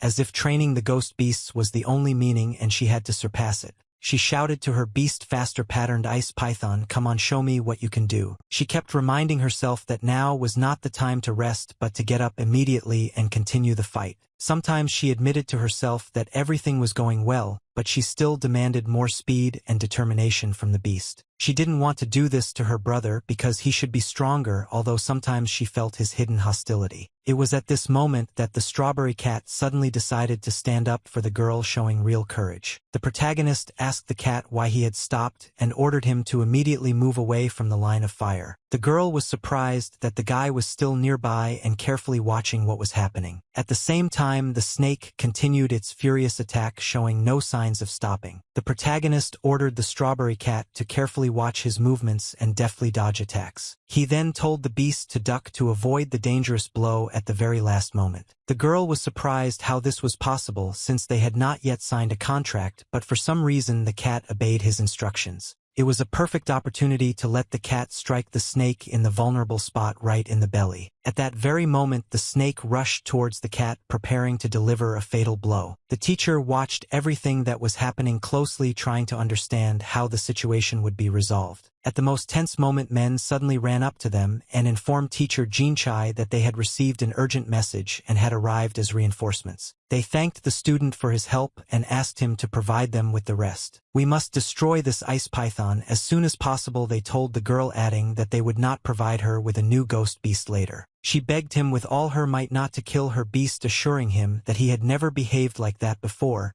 and that there must be some other reason. The man considered this impossible because no one would be able to tame the ghostly beast in such a state and remain safe. The main character shouted loudly that if they couldn't save her, then they should get out of the way. These ghostly beasts are now suffering greatly. They are treated as faulty equipment. They just want to get rid of them, not thinking that they are living creatures. The protagonist told the girl not to worry. He would do everything he could to contain her ice python. He called himself just a brat who didn't even make a contract with the ghost beast, and turned to the strawberry cat, saying that he was sure that he wanted to save her too. If the cat feels the same emotions and experiences as he does, then let him join forces and steadfastly resist, with her showing true unity and support. This really aroused genuine interest in the beast, who watched every movement and development of the situation around them with curiosity and attention. And it was at this very key moment that they were able to officially sign a contract which became a turning point in their common history and destiny. The men were deeply shocked and could not understand how it was even possible to conclude such a contract under such unusual and tense circumstances. At that very moment, the cat fixed his gaze intently into the distance, watching what was happening with concentration and intently, as if anticipating important events. He then smoothly and confidently assumed a fighting stance, demonstrating his readiness to enter the battle and protect those around him. Of course, he was fully prepared and determined to decisively confront any enemy not intending to give in one step. He decided to use one of his unique techniques to most effectively counter the attacking beast and turn the tide of the battle in his favor. The girl, with growing excitement and anxiety, asked what exactly was happening and what was actually happening around them at this critical moment. The man explained that the student Kairshi's phantom beast had gone berserk during the contract. The details were in the report, and the cause of this anomaly was still being investigated, and she was curious about how it was resolved. The man replied that the candidate had directed his phantom beast and defeated the berserk ice python. The woman asked what happened to the girl in the end and whether she was out of danger, to which she was answered in the affirmative. The woman didn't understand why the girl's phantom beast suddenly went out of control, whether it was connected with that escaped beast, after which she understood everything and said that they needed to talk in private. The man said that he obeyed and thought about how this guy had been honored with an eternal conversation, and after Vice President Bam, it seemed that he was about to soar to the top. Whether he would interfere or not, he definitely shouldn't be touched, much less bothered, as the consequences could be unpredictable. The woman, who had been watching what was happening, addressed him with a serious and attentive tone in her voice. She said that every time she saw his actions and abilities demonstrated during the exam, she was genuinely surprised, and the Junior Beast Tamer certificate seemed to her too modest a reward for such talent. The main character laughed with a smile and modestly replied that he was just lucky, but she immediately warned him not to get cocky and to maintain a sense of proportion. Maintaining a cool head and being able to get out of such a sudden and dangerous situation with House is far from just luck but real skill and endurance. She also noted that the certificate issued was the highest level she could award within her authority,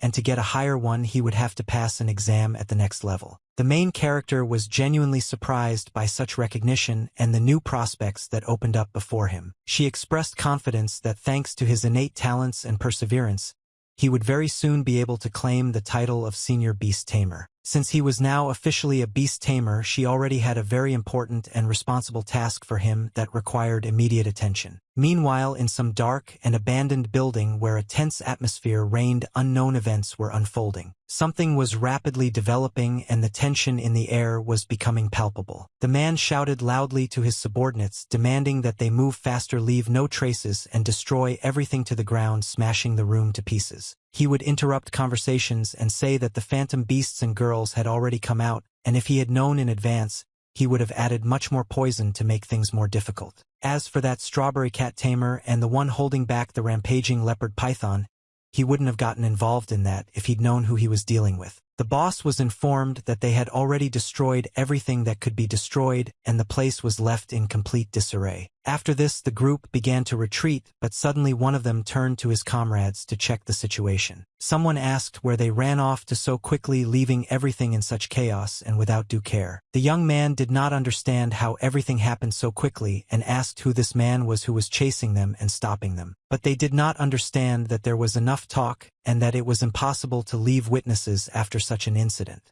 Following the words, they began shooting at him, but the guy seemed unperturbed and was not at all afraid of the bullets. They couldn't understand how this was possible, as if he was not a man at all but some kind of supernatural object that was invulnerable and unshakable. The guy simply put on a bulletproof vest and calmly said that he was a ghost and that it was time for him to finally die, but he was not afraid of death. At that moment, he abruptly grabbed the attacker's weapon and firmly declared that the response to his actions was wrong, and that he himself would decide the outcome of the fight. After that, something unpredictable and terrible suddenly appeared behind him, which could turn the situation in any direction. The beast mercilessly trampled the man to the floor, demonstrating its strength and fury, without the slightest sign of mercy. However, this beast must have been the phantom creature of the shadow element that had been before them earlier, causing fear and respect. They asked him to take command and give orders, assuring him that they would carry out any of his instructions without question. He asked in surprise why the orders he gave had no effect and expressed fear that he would soon be killed. Realizing that they were going to die anyway, he decided not to resist or try to suppress what was happening. They expressed gratitude for his understanding and calmness in such a critical situation. At the same time, he was a master at extracting answers from the dead, able to extract truth from the darkest sources. He then gave the command to Bella to take action, beginning the next stage of their plan. Of course, after this, loud screams and noise filled with tension and fear were heard in the room. But the beast no longer cared about what was happening, and he mercilessly exterminated everyone in a row, stopping at nothing. After this, no one remained alive, and the room was filled with dead silence and emptiness. The guy decided to concentrate and try to find out what was left in the memory of the dead in order to understand the course of events. He concentrated deeply to access their memories and see everything they experienced in the last moments of their lives. In his memories, he heard some guy ordering complete chaos during the exam, claiming that the more destruction, the better their plan would be. The guy looked at this man carefully. Lee asked, seeing the president, if the task was too difficult for him, and told him not to worry. It was time to find out the intelligence of the level of average tamers, which was only known to people of this rank. He asked what was only known to average people. She replied that in the old world everyone dreamed of becoming rich, but in the new world everyone dreams of becoming an animal tamer, and asked if he knew why. He replied, because they have status and phantom beasts, and that's cool. But she replied that no, because for the average person like that, the rules of the old world no longer exist. For example, even the strongest person cannot withstand a bullet. This is a simple truth. Lee asked if the average tamer could withstand a bullet. She replied that by going through a special ritual, he could create a phantom beast that would take the blow in its place. Soul Link is a beast master technique that is only available to mid-level masters. The master links his soul with the soul of a pattern beast. While this technique is in effect, all damage dealt to the master is transferred to his beast, and as long as one party is alive, the other will not die regardless of the severity of the wounds received.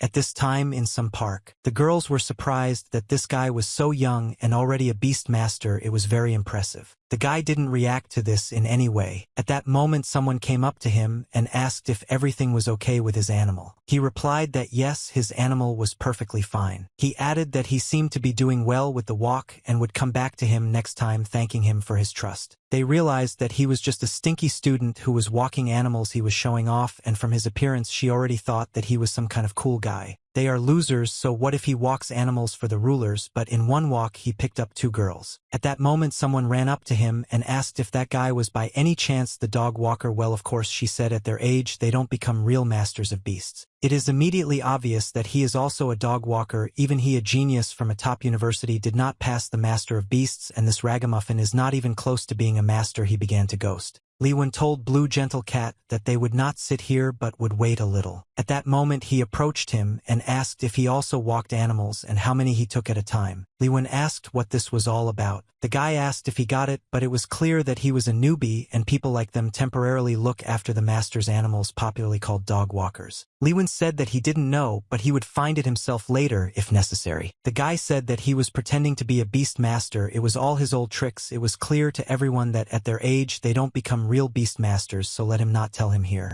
At that moment, the 2 of them noticed the car. The part-time worker turned to the guy and said that she had kept him waiting, that she had been delayed by other things. She jokingly called him a mid-level venerable master and asked him not to hold a grudge. Lee asked her to stop making fun of him. She said that she had not given him the assignment she had spoken of, and that he should take it home and study it at his leisure. Then let him hold on tighter. Let's go. The guy was very surprised at that moment. The girls couldn't figure out if this guy was really a beast master, even a mid-level master, and the guy was surprised, almost running into a real mid-level master. 1 administrative building. The girl said that she brought him to the training center of the overlords herself so that he would not be detained the first time. The guy asked if they would bother him. Usually there are no such problems because the training center is a branch of their association for overlords, but 3 years ago there was something. The association decided to promote the knowledge master of the senior beast master to the position of the head of the center, but to their surprise the senior master turned out to have a very strange character. If he is in the mood, he is ready to share knowledge with any ruler regardless of level, but if he is not in the mood, he will throw even the coolest ruler out the door. Li Wen asked in surprise if this was possible. So for the past 6 months, they had been personally accompanying the overlords who had passed the exam to training in order to at least slightly increase the success rate.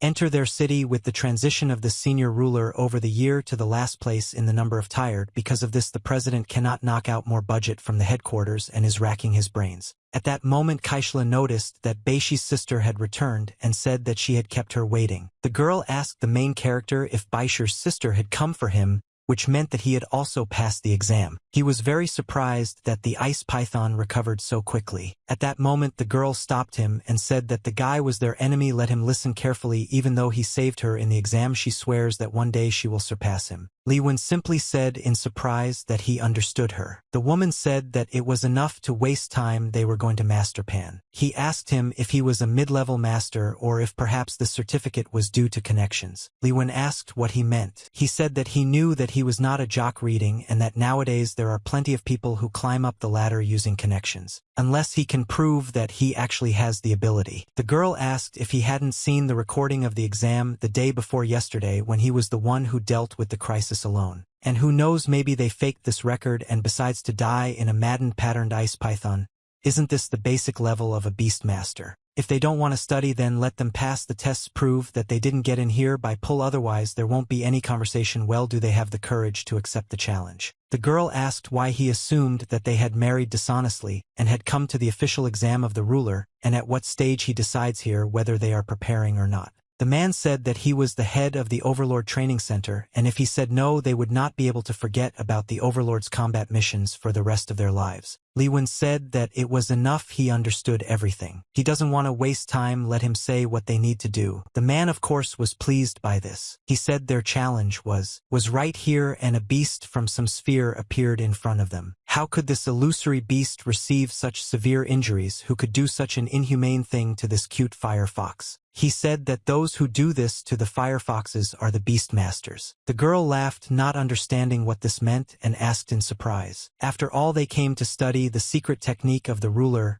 the connection of souls, otherwise they would not start taking animals on dangerous missions in this technique. And they will force the animals to take the blows that were supposed to come to them, and when the animal reaches its limit, they will not abandon it and will find a new one stronger. So will they have the courage to face this wounded fire fox who is now extremely hostile to humans? Even he had to make a huge effort to get close to him. If they are not confident in themselves, let them go home and play with their animal dolls. Li Wen, of course, became interested. His level was 12, normal condition, severe injury, rage, poisoning, and mutations. Li Wen understood the poisoning but asked what kind of mutations. He asked the man what he had just fed to the fire fox.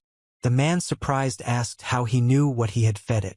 Li Wen told him to stop talking and speak quickly, otherwise the fox would die. The man realized the seriousness of the situation and said that he had just given him a fire fruit to restore his strength, asking how it could be dangerous. Fire fruit is often given to fire beasts, but why did this fox have a rejection reaction? Li Wen asked if the beast's wounds were related to the ice attribute.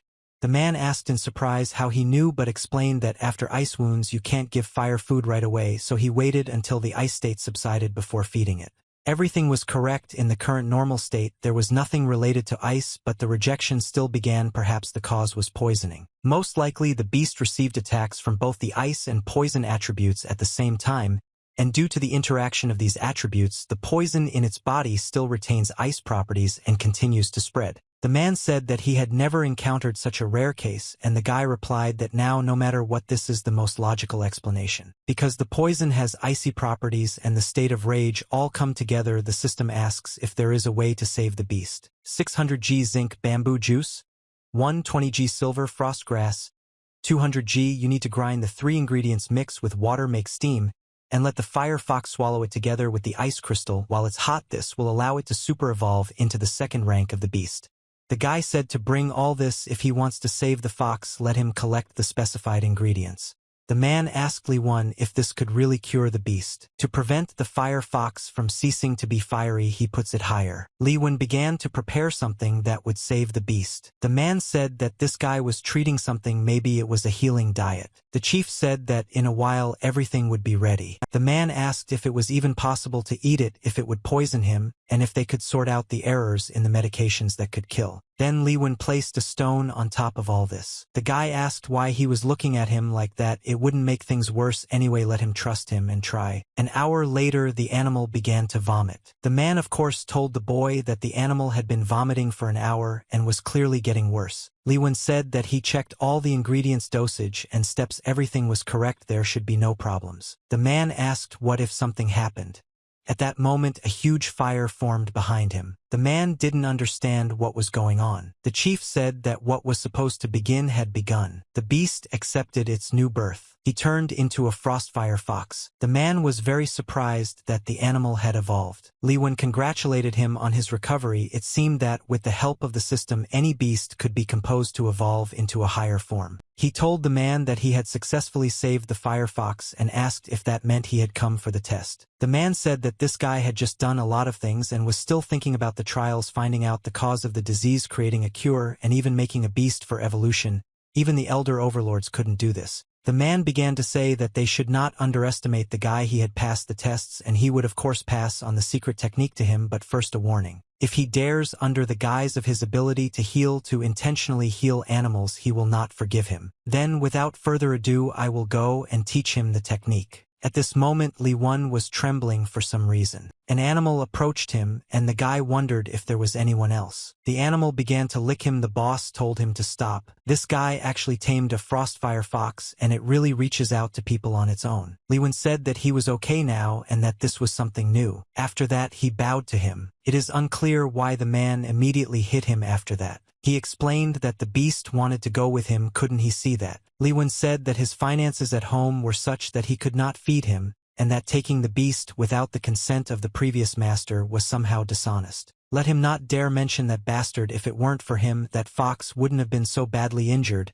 He had already taken that one out of the Overlord Association, so let him not worry about it. Can't he feed the frosty fire fox and the strawberry cat? Okay, the fox, but the strawberry cat is already unpretentious and scraps will do for him. Li Wen said that he actually has a dog with extreme cold at home, so it's really tough. The leader won't allow the beast to feel it anyway, even a cruel one, so let him come every week to help treat the wounded beasts and he will pay him. Naturally, this immediately interested the main character. It was already evening at that time. The deputy called Chief Lu and said that this was not at all what they had agreed on. The protagonist and Kaishila, no matter how brilliant they were, could not participate in the army's combat operations directly. And didn't the military say that it was enough for them to watch from the sidelines? Let her calm down. They in the army don't have a choice either. Since then, in some world, illusory beasts appeared. The rules of the game changed overnight. All countries, for the sake of their own goals, day and night catch, train, and raise increasingly powerful beasts. As long as they held the lead, they could guarantee their safety, but now the situation is critical. If they are overtaken, the outcome will be out of their hands. She shouldn't worry. The army will do everything possible to protect the students, but they should not carry out combat missions. The main character looked at these guys and realized that it was not for nothing that they were chosen as genius rulers of all the provinces. Each lord has beasts of at least the second rank. At this time, a military vehicle was standing nearby. They were surprised that it was a real military machine. It was the first time they had seen something like this in real life. Before, they had only seen it on TV. At that moment, someone started to come out of her. It was some military man. The guy said that he was impressive up close. This instructor was just stronger than usual, and that's all. They weren't fools. Since they made it this far, they were all seasoned here. At this moment, they definitely paid close attention to the man who suddenly appeared in front of them. The man looked at them sternly and penetratingly, as if trying to read their thoughts and intentions. They couldn't understand what exactly was happening, why the man's body seemed to start emitting some mysterious and powerful energy on its own. The protagonist quickly realized that it was an aura of murder,